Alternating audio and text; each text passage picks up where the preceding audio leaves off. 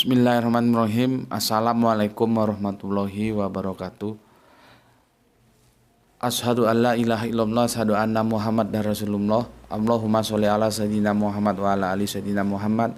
Kama sholaita ala sayyidina Ibrahim wa ala ali sayyidina Ibrahim bil alamina innaka Hamidum Majid. Sebelumnya kita panjatkan dahulu doa kepada Gusti Allah ingkang Maha Agung untuk saudara kita yang telah memberikan sholawatnya untuk channel dakwah ini ya. Semoga sholawat itu menjadi catatan langit amal soleh bagi mereka dan keluarganya kelak.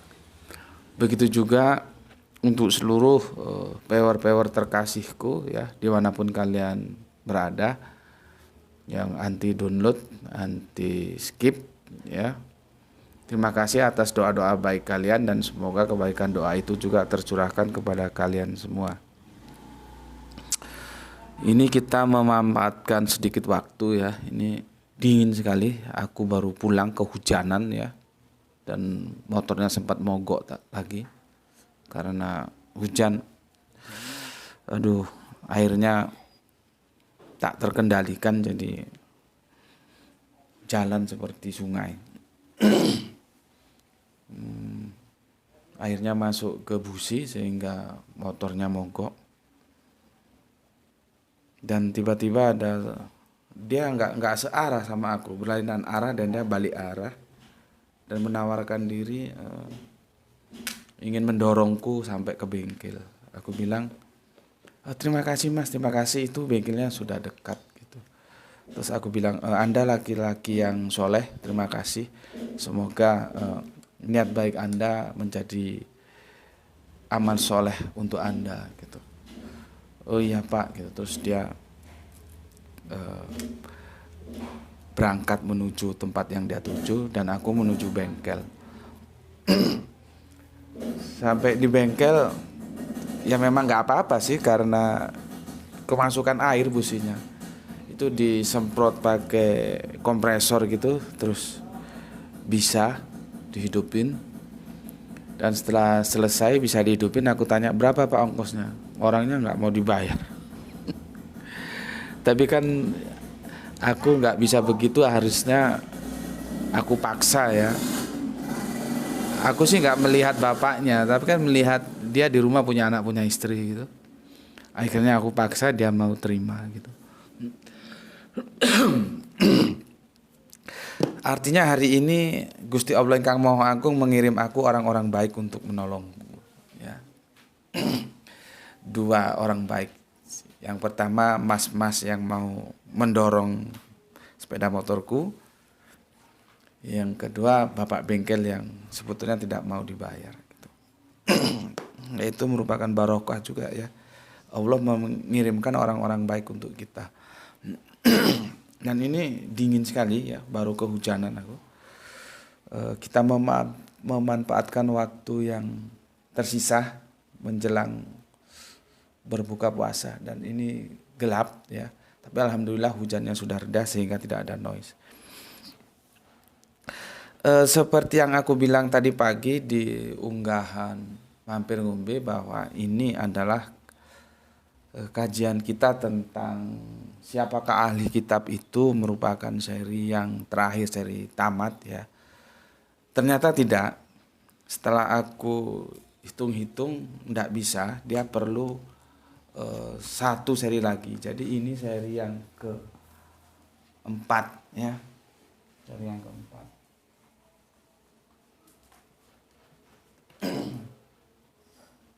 Seri yang keempat. Ini sudah kita bicarakan kemarin.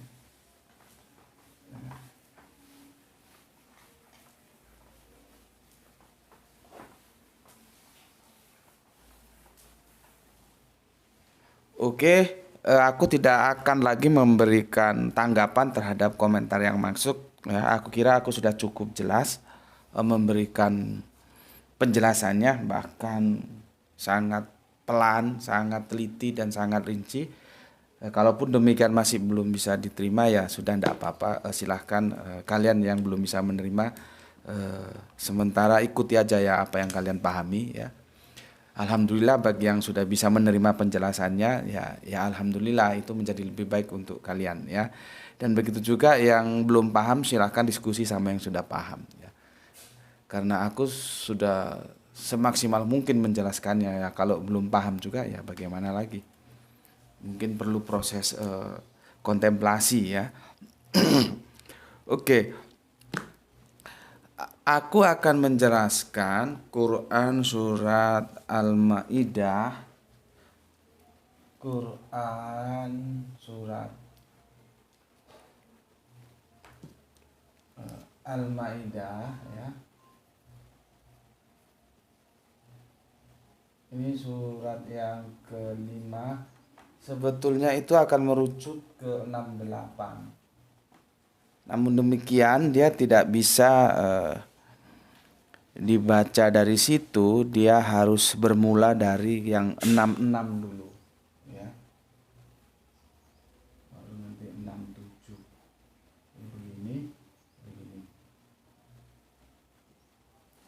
Tapi intinya nanti kita di sini. Kenapa ini aku perjelas? Yaitu kalau kalian bermodalkan terjemahan dari Depak, terjemahan yang ada, itu memang akan membuat sebuah kesan seluruh para nabi itu Islam, dan ahli kitab menjadi rancu, menjadi kalian anggap juga Islam. Ya, karena apa? Ya karena terjemahannya seperti itu. Makanya aku bilang kan, ayo kita belajar bahasa Arabiun, bahasanya Al-Quran, supaya kita tidak menjadi korban kooptasi atau dibodohi oleh penerjemah. Tanda kurung dalam terjemahan itu memang ya fungsi awalnya itu untuk memperjelas. Dengan demikian, kalaupun sudah jelas berarti tanda kurung itu tidak perlu sebetulnya. Ya.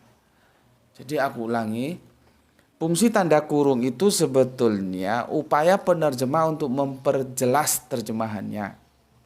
Awalnya memang begitu.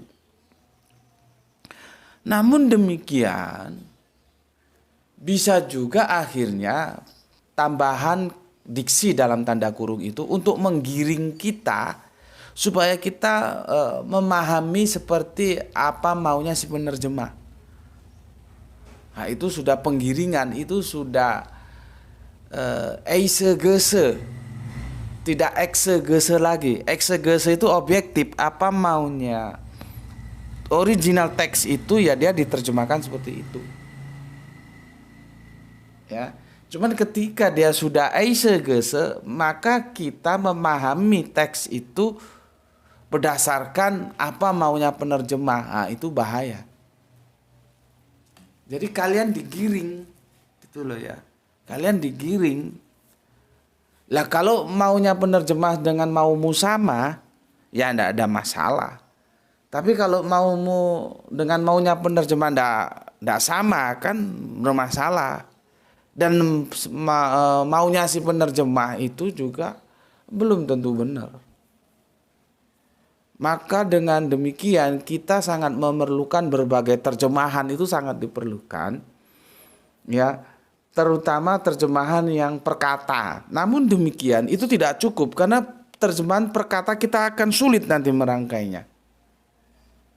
Maka harus ada komplement ya, saling melengkapi antara terjemahan yang perkata itu dan terjemahan yang dia sudah dalam bentuk bangunan narasi lengkap. Itu baru kita bisa memberikan tanggapan atas apa yang kita baca. Oh, itu maunya begini gitu loh ya. Oke. Berikutnya dalam aturan main lisanul Arabian itu tidak semua diksi itu bisa diterjemahkan. Justru kalau diterjemahkan itu jadi kacau ketika masuk dalam bahasa penerjemah ya.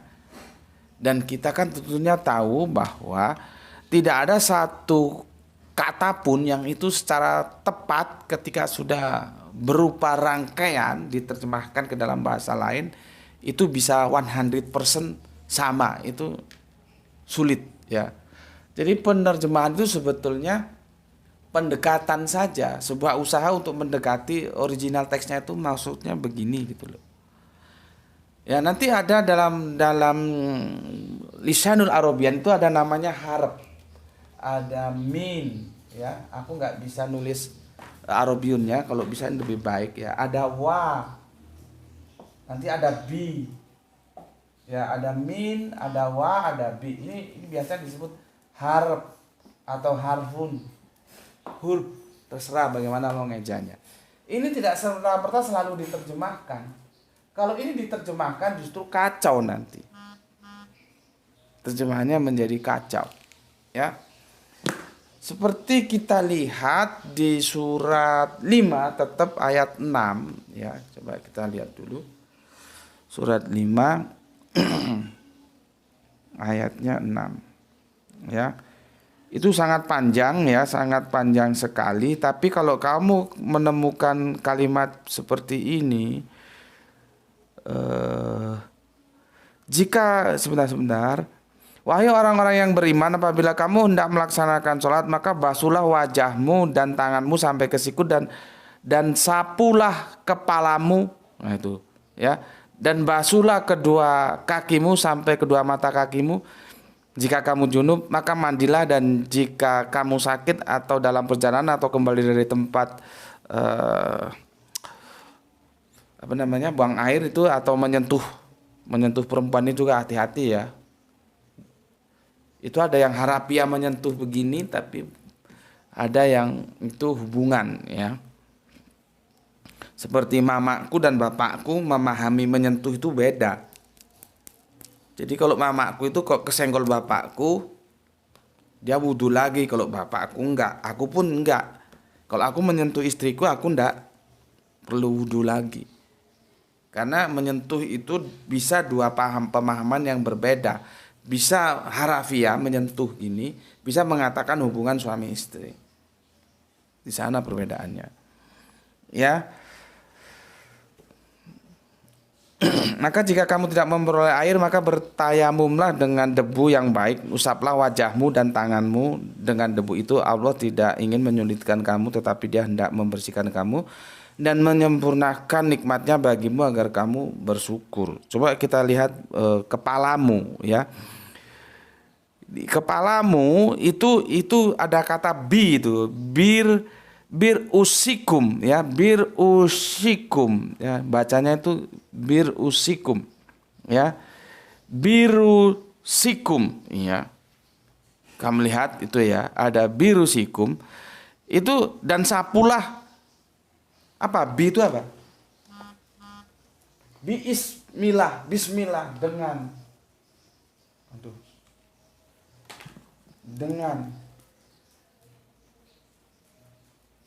basuhlah dengan kepalamu. Gimana itu? Kan tidak bisa diterjemahkan. Dia akan menjadi kacau. Ya, yang sana buka supaya udaranya berganti. Mamanya lagi goreng-goreng. Ya, tidak bisa diterjemahkan. Maka dia tidak diterjemahkan. Maka dia menjadi basuhlah kepalamu. Ya, dan sapulah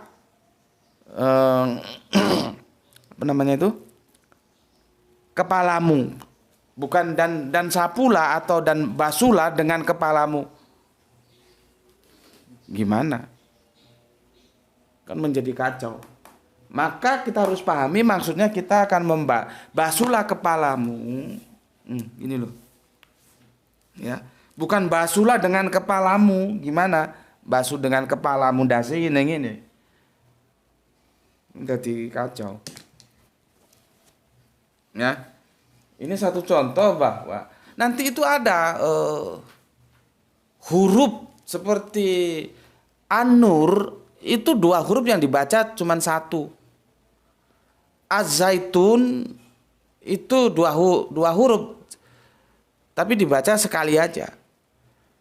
Beda nanti Al-Kitab, itu memang harus dibaca al.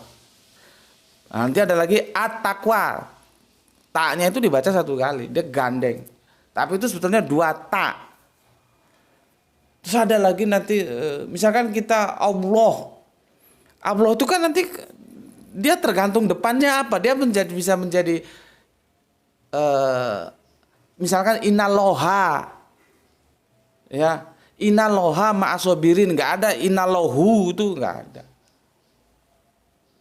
ya wabloha itu nggak ada, wablohi itu nanti itu penulisannya gimana. Jadi makanya ketika dulu bertengkar tentang bagaimana menulis insya Allah yang benar dalam huruf Latin, yora iso, nggak usah saling menyalahkan, nggak bisa, karena itu transfer dari satu huruf ke huruf yang lain, nggak bisa pas. Loh, kalau mau pas ya sudah kembalikan ke Arabiunnya, beres wis. Jangan saling menyalahkan insya Allah I N S Y A L L A H. Terus ada yang bilang oh itu salah, I N S Y A L A H. Orang podo gobloke kok saling menyalahkan. Nggak bisa, ya harus dimaklumi karena memang huruf-huruf Arabian itu disiapkan untuk mewadahi bahasa Arabian. Ketika dia ditransfer ke bahasa-bahasa lain, ya dia menjadi tidak bisa persis 100% tidak bisa. Ya. Jadi begitu yang bisa aku jelaskan. Dan untuk saat ini bi ini harf ini ya. Dia bukan fiil, bukan isim. Kemarin pagi itu aku waktu kita mampir ke aku keliru ya ngomong. Maksudku fiil amr. Berislamlah engkau, yang diterjemahkan begitu sama guruku, tapi aku tidak. Tunduk patuhlah engkau, itu fiil amr. Ya, aku salah menjelaskan kemarin apa? Nyebut fiil mudhari atau apa? Ya. Oke, dan jelas ya bahwa harf ini tidak serta-merta harus diterjemahkan. Kalau diterjemahkan jadi kacau dia. Ya.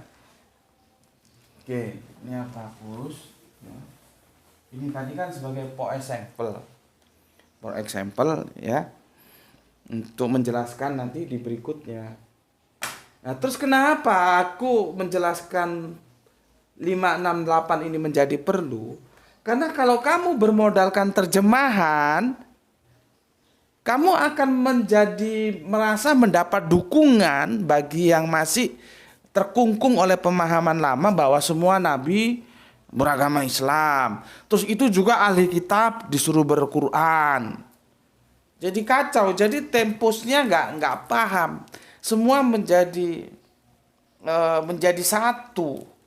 Padahal aku sudah jelaskan temposnya itu beda-beda.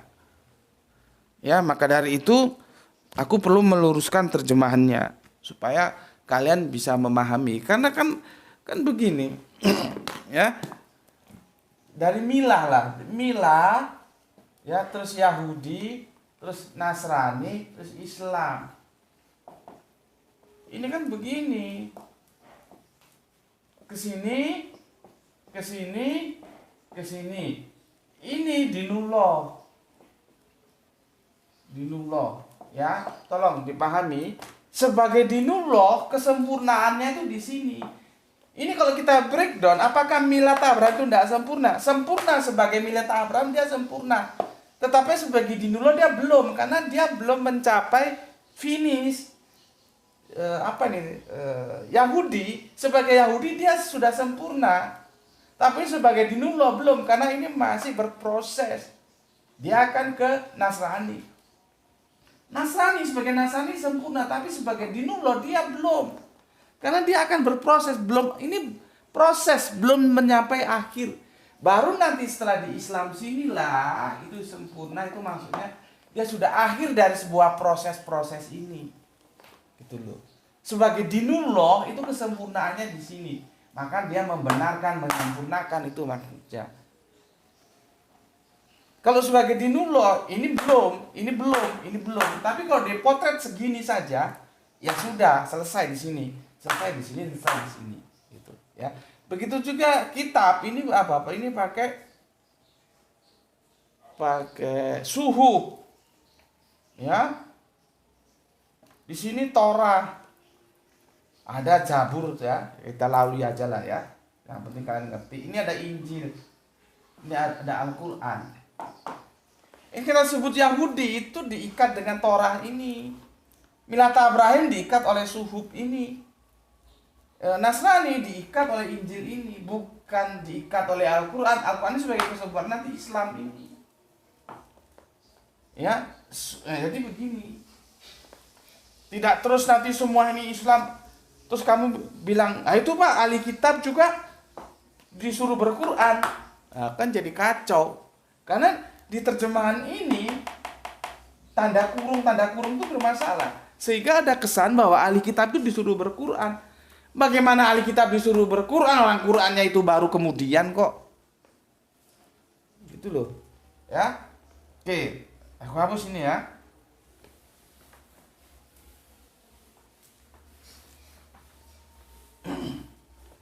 Oke, sekarang kita ke 66. Karena kalau dipahami berdasarkan terjemahannya ya begitu. Coba aku lihat yang ke 68 ya. 68.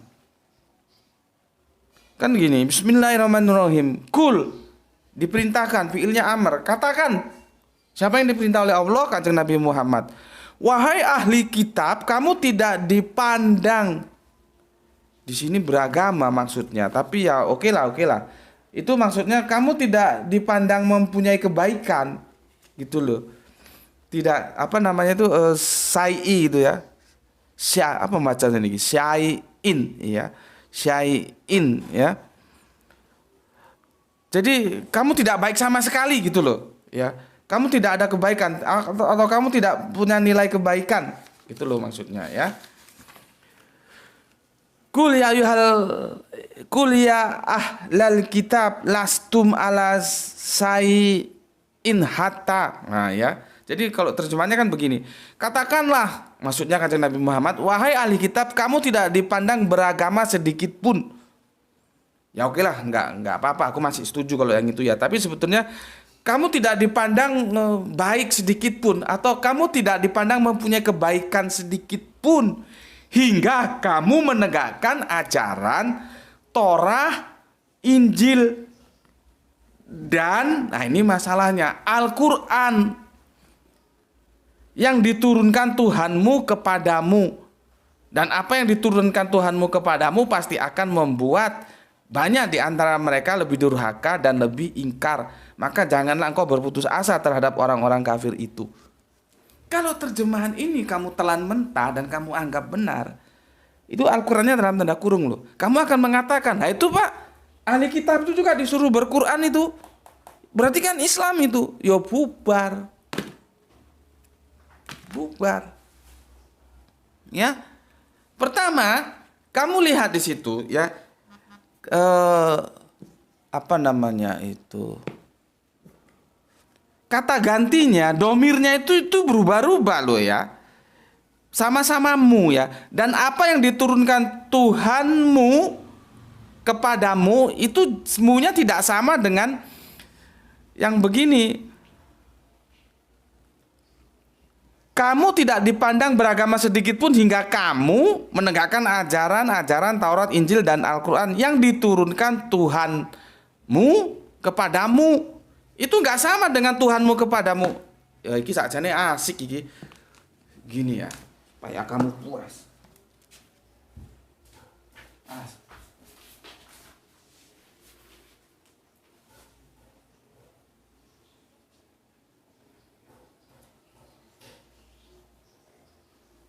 Ini ada Tuhanmu ya, kepadamu. Ini domir ini. Itu nggak sama dengan Tuhanmu dan kepadamu. Ini larinya kemana ini? Ini sama. Tuhanmu kepadamu. Ini Tuhanmu kepadamu. Terjemahannya begini. Nanti kalau kamu tarik, ini lihat ini. Ini K ini, robika, alaika. Bukan alaikum, bukan robikum. Ya kalau ini kan alaikum ini. Ini robikum. Tapi masalahnya kum dan ka ketika masuk ke dalam bahasa Indonesia menjadi mu semua, menjadi Tuhanmu kepadamu, Tuhanmu kepadamu. Padahal beda antara kum dan ka itu loh maksudnya. Seperti ini. Ini dari mana bisa muncul Al-Quran ini?